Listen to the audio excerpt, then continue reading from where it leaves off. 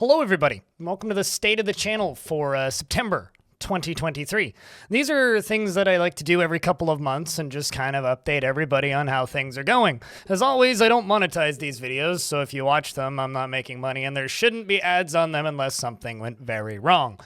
But these videos are basically me talking about stats updates, how the channels are doing, channels, I guess at this point, how projects that I'm working on, things that are coming up, stuff that I can talk about, stuff that I can't talk about, and then, of course, just like a little personal update. So let's start off with stats. Now, because I'm on YouTube for this particular thing, I can show you YouTube stats. I can't show you the specific Twitch stats. I will attach screenshots here for the Twitch stuff because Twitch is weird about what we show. I mean, I can talk about them, but I can't show them. So let's start with YouTube. This is the current state of the YouTube channel. Things are generally actually on kind of an upward trend. If I go back to like the last 90 days, you can see that like things, while they were up a little bit, they kind of went down for a little bit, are now kind of moving up again. Long story short, YouTube has been in very much what I consider to be like summer syndrome. Stats are really bad for me in the summer in general for almost anything. Also, the dollar amount on there that you see there is in Canadian dollars. So if you're looking at that and going, oh my God, you're making a ton of money. Well, subtract 30% if you're thinking in American dollars, and also then subtract another 30% for taxes. So that's gross revenues. So there's like kind of a lot of deductions there that haven't been shown yet. So there is that. The YouTube channel is doing quite well. The past like 2 months have been pretty consistently, and every 48 hours my channel would get maybe 18 to 20,000 views in 48-hour period. In the last week or so, we've been pretty consistently close to 30,000, which is nice to see. Although admittedly a portion of that, a rather large portion of that, is shorts. To give you an idea why I say that that's kind of like a caveat, here, let me just grab a short that I uploaded a couple of days ago from the time of recording. So this is a short that I uploaded. It's doing all right. It's actually getting some views in the algorithm right now. But 3,000 views on this short equals 45 cents. So it's a very, very, very low amount of money for a pretty high amount of views. Now, the next thing I want to show you here, just for some contrast comparison, I will show you the last talk I did with Putnam. This is a video that got 3,800 views, and it made $14 Canadian. Of course, then you have to subtract 30% for taxes. So just kind of keep that in mind. This is a video that all in all takes me about 3 hours to make, including like recording and editing and uploading. Maybe a little long, maybe 4 hours is probably a little closer, but somewhere in that ballpark. So overall, I think the YouTube channel is doing pretty good. I think that this has something to do with Dwarf Fortress's player counts being up. If I actually, this is a little further down in my stats list, but it's still in the same stats section. So Dwarf Fortress is actually up a little bit right now. As you can see, there's 1,229 people playing. In 24 hours, we had the highest player count since, which I can show you here, the highest concurrent player count basically since May. Yeah, from the looks of things, highest player count since May, which is very good. I mean, like the last patch fixed some annoying issues that I think had pushed a lot of people away from the game, and that has also resulted in my channel performing better because it's so Dwarf Fortress heavy. Now, since we're on the YouTube talk train right now, I'm going to close a tab here, and I'm going to swap us over to the second channel. The second channel is where all my VODs go now. So if you would like to subscribe to that channel, it's just Blind Extras is the name of the second channel. The second channel obviously is a much smaller channel. It has 1,645 subscribers versus the 45,000 that the main channel has, which is a nice milestone to hit, by the way. And it does quite well. I mean, it's 10,000, 12,000-ish views per month, and because it's mostly watch time, it's actually a lot higher earning on average than like per video than the main channel because the videos are so much longer. So it's mostly coming from what's the word? YouTube premium revenue because the watch time is so long on these. So for an example, this video got 2,000 views and it's made $23. Once again, in Canadian, all the caveats are there still. Part 2 of that video got $9 for 1,000 views, which is a significantly higher view to dollar ratio than the other channel than the main channel. But that being said, because it does get a lower number of views overall, it is still a lower earning channel than the main channel. I think the main channel actually has taken some punishment because I've moved the VODs off of it. However, the thing that has changed moving the VODs off of it is because the channel is more consistent, the channel is growing faster, so it is gaining more subscribers every month and losing less, which is a benefit But overall, I have lost, I think, about $300 to $400 per month on the main channel by moving the VODs over. So even though the VOD channel is doing all right now, it's still earning significantly less than it would otherwise. The revenue on the VODs on the main channel were pretty similar dollar per thousand to the second channel. So to show you an example here of this video is going to look like it's made a lot of money, which it kind of has, but it's over a long period of time, so it's a very slow trickle in. One of my most consistently viewed videos on the main channel is part 1 of Heatstone, which is a series of forts that I did a little while ago, which still actually does quite well on the main channel. As you can see, in the last 48 hours, it's gotten 351 views. This video's had 22,000 views and has made me $205. Which again, like it kind of sucks that I've had to move the like main channel VODs over to the second channel because they did earn way more dollars on the main channel than they do on the second. But the second channel is growing, and if you're watching this and you're going, wait, oh, I was watching the VODs before, maybe go subscribe to that channel. Links in the description. Let me drink some water, and then we're going to talk about Twitch. Now, obviously, I can't actually show you these stats directly because Twitch is weird about these things, but in June, my channel got an average of 147 views over the whole month on Twitch, so 147 concurrent viewers per month. In July, we had 179 average concurrent viewers, but that's partially because I got rated by some very large streams, so it's a little bit lopsided. Then in August, we had 155 average viewers, so still up from June. And then in September, 160. Summer is what I generally describe as slow season for my channel. Back in April, we got 184 concurrent viewers, and then 168 in May. So it kind of dipped over the summer, and it's starting to like creep back up now. Like I said, July was kind of weighted in a direction that was a little abnormal for the month. But as far as money-wise goes, it's been pretty consistent. Last year at this time, I was making an average of about $1,100 US before taxes on the Twitch channel. Now we're doing roughly $3,000, which is great. Like, it's fantastic. I can afford my rent. Everything's fine. Like, funding-wise, I'm good. But obviously, everything could be higher. I mean, it's a fraction of what I was making back in December, obviously, because in December I had an average of like 890 with like a highest concurrent viewer count of 3,000 or something insane like that. So it's still been my best year ever. Like, I'm not complaining, but it's still down from where it was. And as ad revenue starts to ramp up, and as we hit October, which is like the busy season for Twitch, into November, December, I'm hoping that the numbers will go back up and the channel will see some growth again. But, you know, I think we're kind of beholden to things like adventure mode to a degree. But the real exciting thing for me personally over the past few months is Twitch made a change a couple months ago that if from July, August, September, and from now, every 3 months going forward, if a channel can maintain 350 subscriber points, which is a little bit complicated. It's one for a tier 1 subscription, which is $5, 2 for a tier 2 subscription, which is $10, and 6, I can number, 6 for a tier 3 subscription over the last 3 months. All those numbers together, if you can hold 350 stable, you get a raise, essentially. Because the way Twitch splits work is tier 1 subscribers get a 50-50 split with Twitch. Tier 2 get a 60-30 for partners, which is what I am. For affiliates, it's just 50-50. And then for tier 3, it's 70-30. This change is going to roll it over so that everything is 70-30. And the last 3 months, we've had a consistent 500, meaning we are 100% going to get a raise in October, which makes me very happy.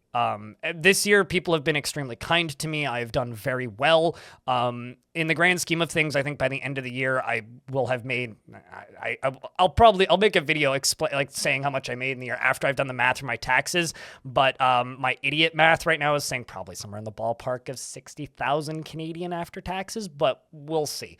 It's not a huge amount of money, but hey, I get to play Dwarf Fortress and make cool videos for people, so that's an awesome thing. The Patreon is still trucking along. It's doing what it needs to do. Between the YouTube and the Patreon, my rent is covered, which is nice. And that's after taxes. So after taxes, my rent is covered with YouTube and Patreon, and then Twitch covers my life expenses and existence expenses and taxes and like everything else. So Twitch is the vast majority of my income, but everything else is doing all right and supporting in that regard. So now that we've kind of covered the stats side of this, the next thing I want to talk about is projects. So the next few things that are kind of coming up. So this is something I just kind of want to promote right at the beginning. My stream team, Halcyon Frequency, runs some charity events. We ran a Dwarf Fortress one a couple months back where this channel, me, raised $12,000 for Doctors Without Borders in 4 hours, which is, I'm still very proud of that, and I'm going to humble brag about that to the end of my days. But the large event that we host, which is the Hot Potato Charity Marathon, is happening in a couple of weeks here. So if you are, or in a little over a month here, it happens in November, American Thanksgiving.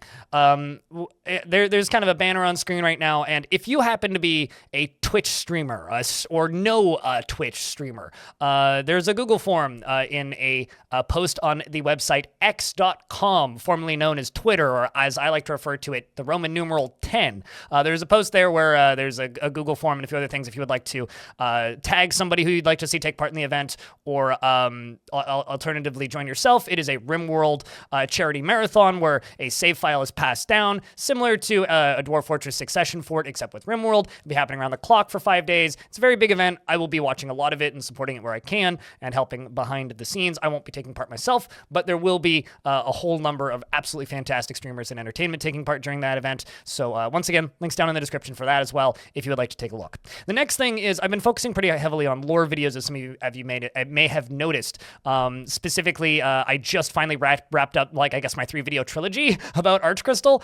The part 1, of course, which is just a big original story, and then I pestered Sethados and he finished up the story, and I did a read of that, which was another hour, and then I just released a 35-minute long guided tour of the fort itself, which I think is just kind of a lovely piece of Dwarf Fortress history more than anything.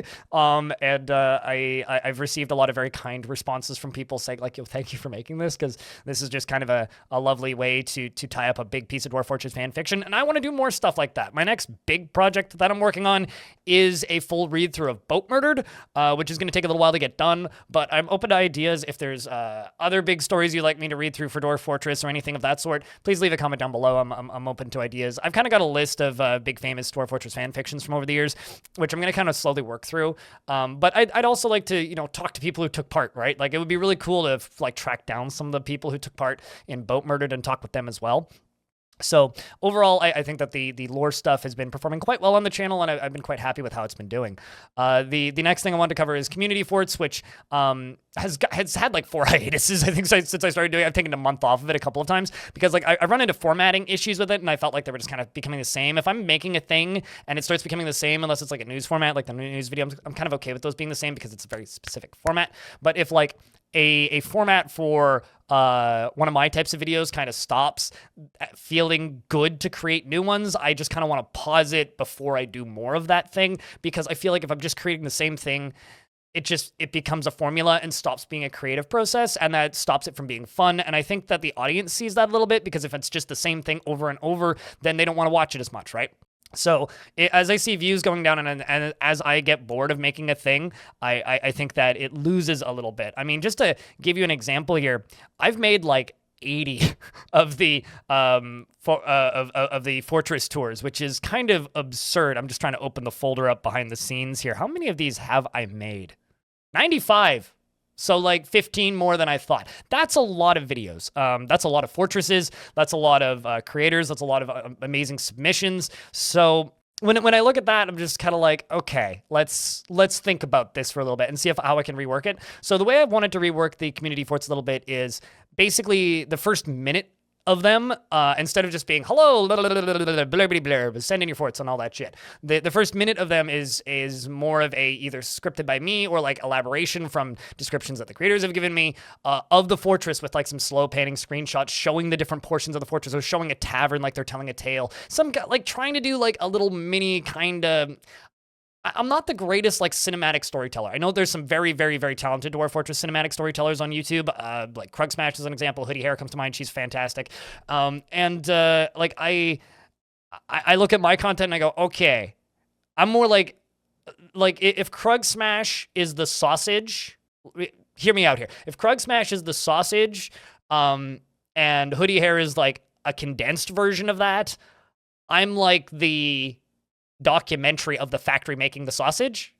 This is a bad analogy, but I think maybe you get what I'm saying. So for me, it's very difficult for me to like compress that down into like a story-driven thing. So it's like a learning curve for me. Like the lore videos have been a learning curve for me.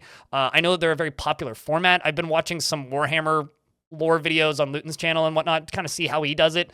And it's a lot of scripting. It's a lot of stuff that I'm not used to. So it's a learning curve. And I think it's been healthy for me and the channel, healthy for me creatively and healthy for the channel just to get some variety in there. That's something else.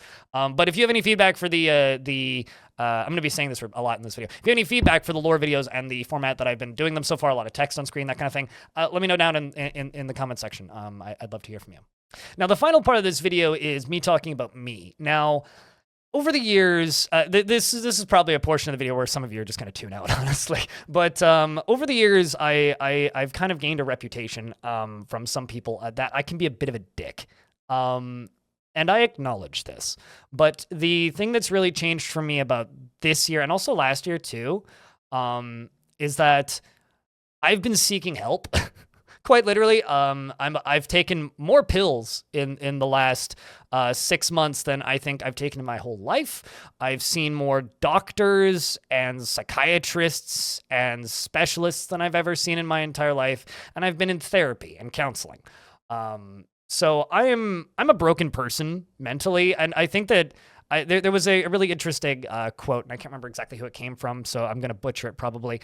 But there was a quote that I heard a while ago about people in this industry being like on YouTube and on Twitch streaming and creating content, that the people that are attracted to this industry are the people who were doing this for fun before it became an industry in a lot of cases.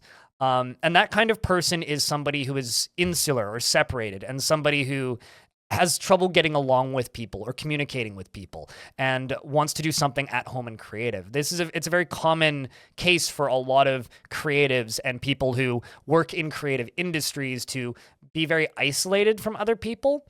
And especially in a world where I work alone and I do this job because I was hard to work with. I always had very stable work before I got this job. I worked nights. I worked in cleaning of restaurants. I was good at it, but I was notoriously difficult to work with, which always put barriers for me in traditional work. And it was one of the reasons why I just kind of dedicated my entire life to trying to make this work so that I could get out of that churn. But realistically, when you're bottled up and you're working by yourself, with nobody else around, like I'm single, I live in my own apartment. I can go 2 weeks without seeing people pretty frequently. I don't have a huge group of friends that live close. That's the asterisk there. I do have a lot of friends. They're just very international because of my work, right? So I do have some friends, and right now is kind of what I would describe as happy season for me because we're in music season. I'm going to go see Tangerine Dream tonight. I saw Wolfmother yesterday. I'm going to go see Beast in Black tomorrow. It's music season. Almost every weekend, basically from now until the end of the year, there is something happening that I might be going to or already have tickets to. So for me, it's happy season. It's social season. It's when I get to see my friends. It's when I get to go out and do stuff. TwitchCon is coming up. I get to see more people at TwitchCon. If you live in Vegas or you're in Vegas and you're going to be at TwitchCon, reach out, let me know, jump on the Discord or something, and we'll try and meet up. I'm also going to When We Were Young in Vegas, which is kind of my big splurge for me for the year. But like, when I look at me and myself, I know that I'm, and this isn't even like an admission of guilt really, but I know that I turn some people off and I scare some people away because I can be a brutally blunt and honest person. And I don't always do the best job of making good first impressions on the internet. And especially when I'm streaming, like I know over the years, there's been comments from people. It's just like, man, did you have to say that? And it's like, I think at the time and it's like, yeah, I had to say that. But then I think back on it later, I'm like, fuck, man. And between that and like the possibility of me actually getting a diagnosis for bipolar disorder and me actively being on or trialing 2 different ADHD medications and seeing a therapist biweekly and going to group counseling has given me the opportunity to slow down a lot and kind of reanalyze how my brain works. And I think I've been making steps in the right direction, especially over the last month and a half. The number of outbursts that I can think of about myself over the past month and a half, 2 months, I think have gone down. I think personally, I feel like I have grown and have gotten a little bit better in that regard. Like for years, there was always this running joke about my streams where it's like, you're not truly a member of this community unless Blind's told you to fuck off at least once. And I think I'm getting to a point where that is happening less. And that is a very positive thing for me. I know this is completely irrelevant to the majority of the YouTube audience because a lot of you guys just watch my news videos or you watch what I would describe as crappy clickbait videos, like the one I uploaded the other day, 8 things I wish I knew before playing Dwarf Fortress. I hate making that kind of content, by the way, but that's a whole video in and of itself. People watch it, so I format stuff that I like into that format so that it sort of works, maybe. But I know that I can be a bad person sometimes. I know that I can be an asshole sometimes, and I'm working to remedy that. I'm working to be a better person at that, and I'm working to improve at that. I could talk about this for hours. So instead, if you would like to talk to me personally about any of this shit, if I upset you in the past or said something that you thought was mean, aside from my stance on religion, which is, yes, sorry, you're never going to change my mind about religion. I spent way too much time being raised as a Christian, and yeah, that didn't work. Unless it's your takes on religion, in which case we can disagree for all eternity. If I ever said something to you that just seemed kind of completely out of place, genuinely, I'm sorry. Like, I can't even, like, it's not like I've even been canceled or anything bullshitty like that. I've said some shitty things to people, and I'm sorry, man. Like, my brain's broken. I'm trying to fix it. It sucks. You know what also sucks? Ending videos, and I'm bad at it. So what I have to say now is if you've been watching this channel for a bit, or if you're brand new here, one, please go subscribe to Blind Extras, my streams channel. And shout out to the person Shogun who's been like timestamping all of those. You are an absolute fucking god. And to the rest of you who've just been watching this video passively or watching my channel passively for a while, thank you. It means a lot. It really does. I have one of the coolest jobs in the world. I'm in like the top 0.05% of Twitch playing Dwarf Fortress. And on an average day, I'm the only person streaming Dwarf Fortress with more than 25 viewers, which is crazy. And on a good day, we can have 250. So fuck yeah to that. Thank you, everybody, for hanging out. Thanks for supporting me. And I look forward to seeing you guys in the future. And I've got some secret projects as well coming along that I can't talk about yet, but look forward to being able to share with you at some point soon. That's been State of the Channel for September 2023, and I think every single time I do one of these, they get a little bit longer. In a couple of years, they'll be like 3 hours. Just watch. Cheers.